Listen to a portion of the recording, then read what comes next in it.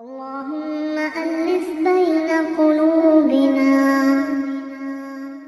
واهدنا سبل السلام ونجنا من الظلمات إلى النور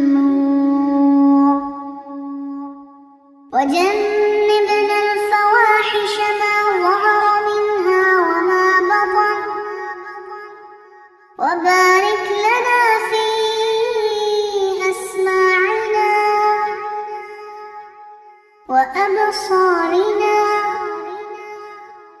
وقلوبنا وأزواجنا وذرياتنا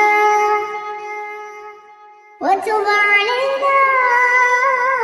إنك أنت التواب الرحيم.